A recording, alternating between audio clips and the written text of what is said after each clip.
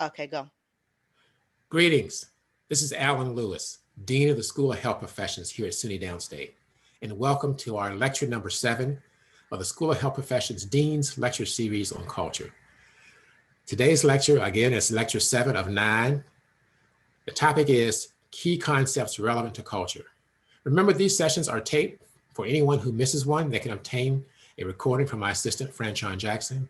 And please try to send us your evaluations of these sessions. We put together just a small group of questions, 3 or 4, that will help us gain some feedback on how well these sessions go so that we can continue to improve them as we go forward.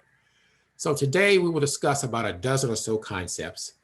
And these concepts are the ones that in my experience of teaching cultural competency over the past 20 years or so are the ones most people find confusing. So the first concept is race. Race speaks to differences across groups based on physical characteristics such as skin color, hair texture, and facial features.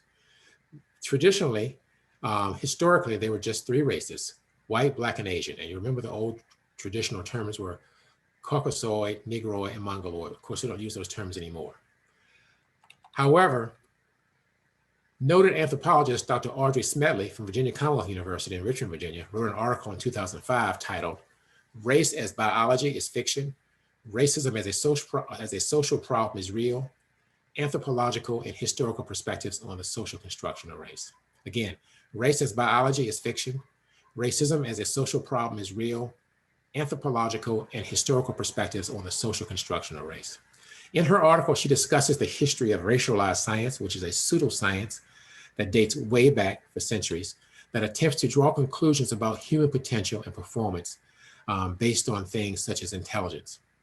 It says certain groups are superior to other groups based on intelligence and functioning and in social functioning, based on differences in those groups. Now, the most modern example of a contribution to the literature that is a contribution from the perspective of racialized science is the book written in 1994 called The Bell Curve by Herrnstein and Morey, that argues that life success is largely based on intelligence and that intelligence is inherited and is different based on race. So the next concept, ethnicity. Ethnicity is a much more meaningful concept than race because, as Dr. Smedley says, race is really a concept that's steeped in social construction more so than a biological concept. Ethnicity refers to a common and distinctive culture, religion, language, lifestyle shared by members of a group. So it's really those cultural aspects that are similar within a group that speak to one's ethnicity. Nationality, the next concept, is essentially the same as ethnicity, but it also speaks to the fact that persons share the same national origin, same country of origin, or they live in the same country together currently, or at least they hail from that country originally. Phenotype. Phenotype is a concept that really speaks to what race tries to get at. Phenotype is the physical characteristics of something that's living, especially those characteristics that can be seen, such as skin color, hair texture, and facial features. So instead of using the concept of race, we probably should be using phenotype, because phenotype is the much more accurate and correct biological term that really speaks to race, to what race is trying to get at, because race, as Dr. Smedley says, is more social concept, and phenotype really gets to the base biological attributes that are different across groups. Racism. Racism has often been termed ethnocentrism, or racial pride taken to an extreme. It's the belief that one group is inherently better or superior than another group based on race. So racism has 4 types or 4 levels. There's interpersonal racism. That's racism that occurs between 2 individuals in an interpersonal space, one person to the next. And it's the belief that one individual believes he or she is superior to another person in intelligence and in other attributes based on racial orientation or cultural orientation. Internalized racism speaks to when a person who is the target of interpersonal racism or group racism over the course of a long period of time begins to believe the messages of being less than and being inferior. And it begins to manifest within that person as self-hate. It's usually a gradual process over time. This is what many scholars believe has happened to African Americans or Blacks in this country, that the racism against Blacks, perpetrated against Blacks, has been so severe and so sustained and over time that many times Black Americans begin to internalize those messages of being less than and begin to believe in them subconsciously over time. Structural or systemic racism is a process whereby society's policies, practices, norms exert a systematic, disproportionately negative outcome on certain groups, minority groups, underrepresented populations. It disenfranchises them, it denies and deprives them of certain opportunities and benefits. An example of structural or systemic racism would be redlining. You've heard this concept of redlining that speaks to two things. On the one hand, it can speak to the fact that property values in Black communities compared to white communities tend to be much lower.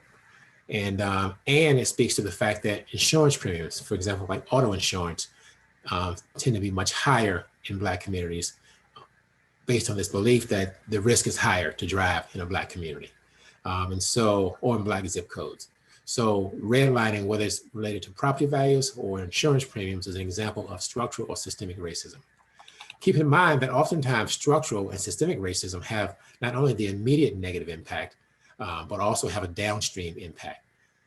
For example, when you look at the redlining that relates to property values, most communities use property values to determine what the taxes are that you pay, and taxes for a given community, the tax base determines the quality of schools. So in communities that have lower value properties, like the Black communities, there's fewer taxes generated and therefore fewer taxes available as revenue to run higher quality schools. So there's also a negative impact on Black schools and Black communities because of the redlining that happens with the devaluing of Black properties.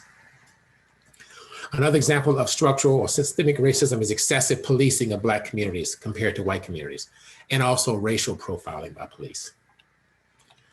Institutional racism is a process just like systemic or structural racism, but it's not quite as broad. It has the same systematic, disproportionately negative impact on Black folks and minority populations. It still disenfranchises, deprives, and denies them of certain opportunities and benefits, but it's more institution specific than structural or systemic racism, which tend to be much broader and more societally based, cutting across institutions.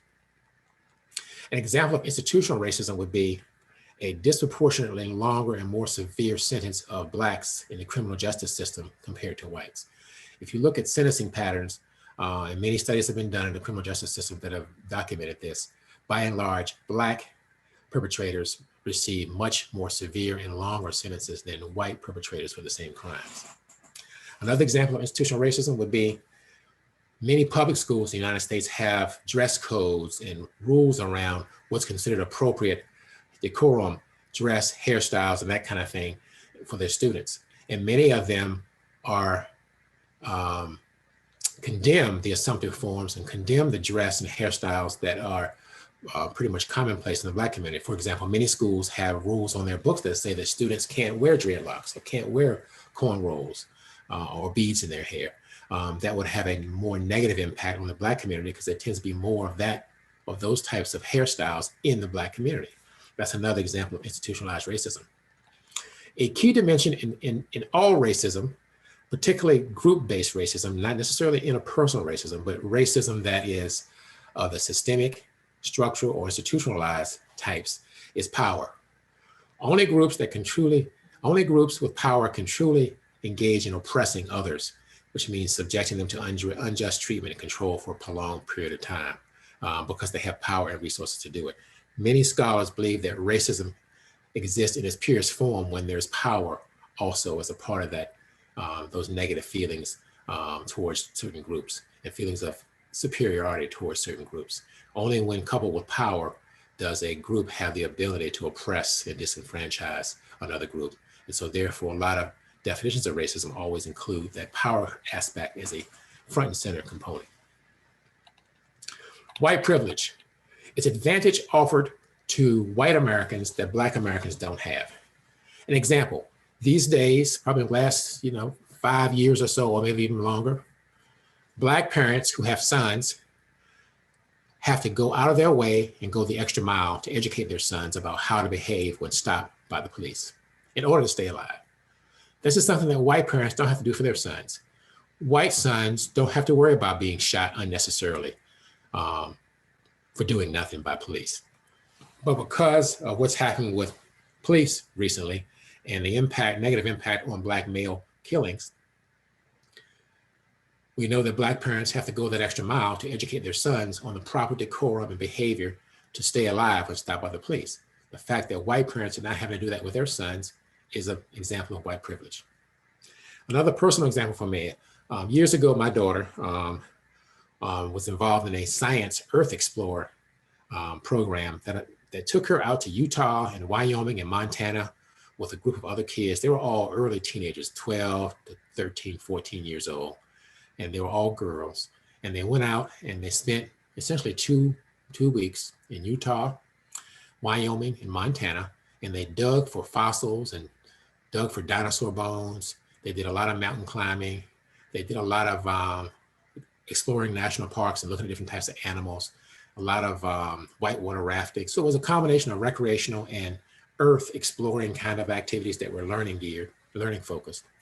And because my daughter was fairly young, I think she may have been 13 at the time, and because this group she was the only Black child in the group, and because they were going to be in Montana and Wyoming and Utah for a couple of weeks, I decided I would go along because I just wanted to be there just in case, given her age, and also because I knew that there were very few persons of color in those 3 states. And true enough, as I went out there with the group, I went in a matter of 2 weeks. I think I saw, other than my daughter and myself, I think I met 2 Black folks in those 3, in Montana and Wyoming. Utah and Salt Lake City, of course, there were more Black folks, but in Wyoming and Montana, we would go days, literally days without seeing another Black person.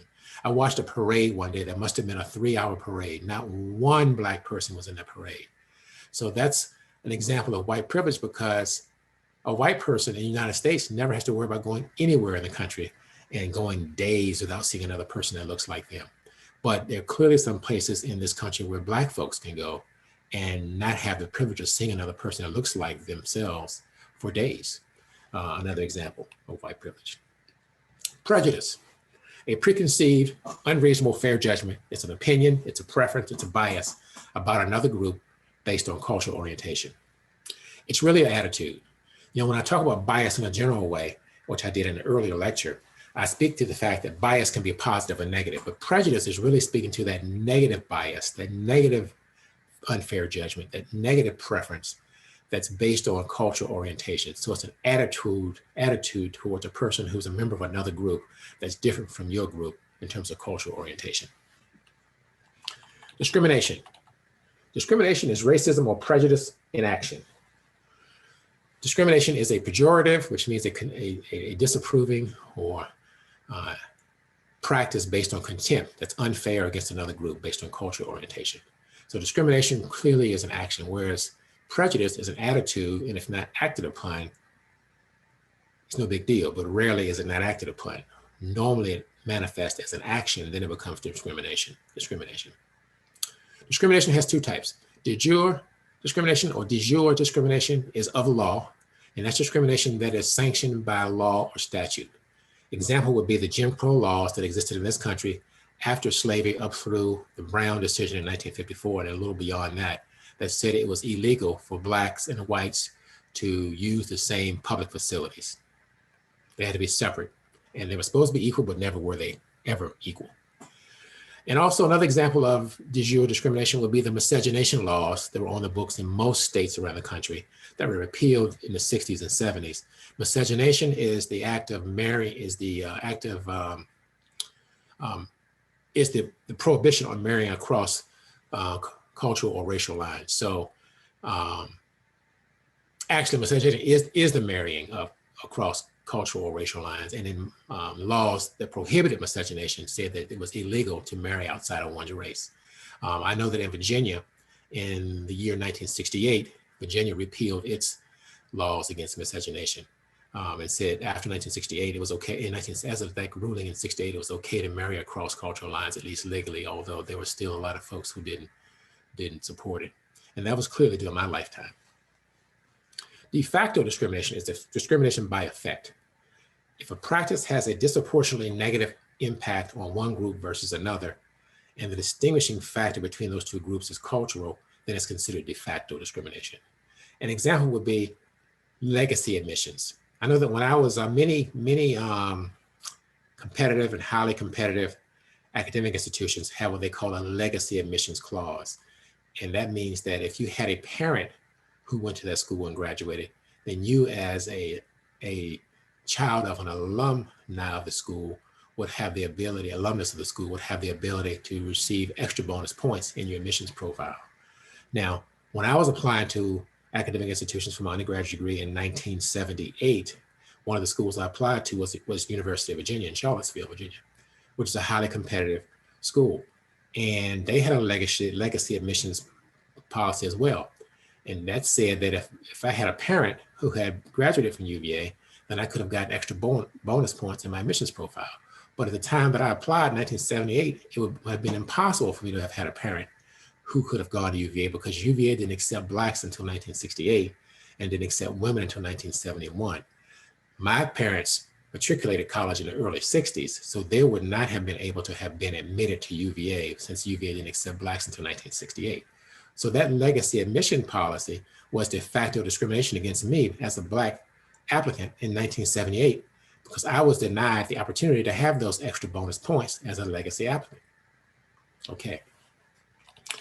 Microaggressions and macroaggressions. Microaggressions we hear a lot about. You hear that term often in the media. A microaggression is an individual act of racism from one person to the next. So it's an interpersonal act of racism. An example would be a negative comment about Black athletes, Black cuisine, or Black hairstyles that may seem insignificant, or it may seem that it's not malice in terms of its intent, but the cumulative of, it's not malicious in terms of its intent, but the cumulative effect over time is very harmful to the person targeted. It's typically a slight or a thinly veiled insult based on cultural orientation. Macroaggression is a systemic slight or insult at a broader societal level. An example would be looking at pay patterns of employees in the same company doing the same job, and you notice that Black employees with the same amount of education, same number of years of experience, same competency, same types of evaluations for their employment, for their performance, tend to make less money than their counterpart white employees who are comparably qualified. That would be a macroaggression. It's systemic, it's at a broader organizational, institutional, or society level. Implicit bias. It's a subconsciously held bias, judgment, or stereotype about another person that can be positive or negative. So implicit bias is another term you hear often. Typically with an implicit bias, it involves not only the cultural orientation aspect, but also an aspect related to one's profession or discipline. Example, if a person is told that he or she will meet an NBA player tomorrow, and that person assumes that that player will be Black, they are in fact guilty of implicit bias because the person they meet could be Jeremy Lin, who's not Black. Another example would be if you're told you're going to meet an occupational therapist or a midwife tomorrow, and you assume that person will be a woman, and is surprised to note that person is in fact a man, another example of implicit bias. You thought it was a woman, which is the dimension, the cultural piece. You thought it was going to be a woman, which is the cultural piece. And of course, it related to their profession, either occupational therapy or midwifery, because those are professions that are frequently have higher percentage of women involved in those professions. Another example, if a white patient is told that he or she is going to meet their new neurosurgeon tomorrow, and they are surprised to meet a Black female neurosurgeon, another example of implicit bias, because they didn't expect the person to be Black, and they don't expect females to be neurosurgeons.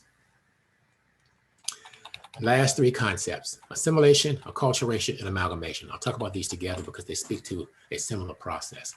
And that process is when majority and minority cultural groups share the same societal space, something happens as they interface.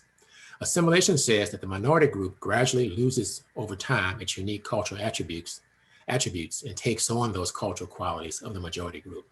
It's typically a slow and subconscious process. And many scholars believe this is what happened in the United States with Black people. Black people have tried to assimilate into dominant white culture to be more accepted, and in doing so have lost their indigenous African cultures.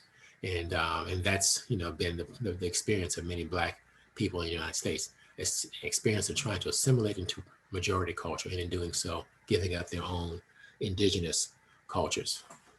Acculturation is a little bit different. The minority group takes on some of the majority group's cultural attributes, but also maintain some of its indigenous unique cultural qualities, such as food, language, and customs. Acculturation is a two-way process in which both the majority and minority groups change some, but of course the lion's share of the change happens with the minority cultural group. An example would be Asian Americans that come to the United States and Jews that come to the United States, because they have a strong sense of maintaining their indigenous cultures, but they also acculturate into the dominant United States culture to some extent. Amalgamation is when the majority and minority culture interact in the same societal space, and the resulting outcome is an entirely new cultural orientation. It's a blending of cultures into a unique cultural constellation. And this is what is meant by the old melting pot metaphor. Once the amalgamation process is complete, the two original majority and minority cultures that came together are typically imperceptible. So actually this new cultural manifestation rears its head when amalgamation occurs. Okay, as is our usual format, I've spoken my piece, so we'll have on the other side another 30 minutes so we can have conversation, observations, and questions about these concepts. I'll see you then. Thank you.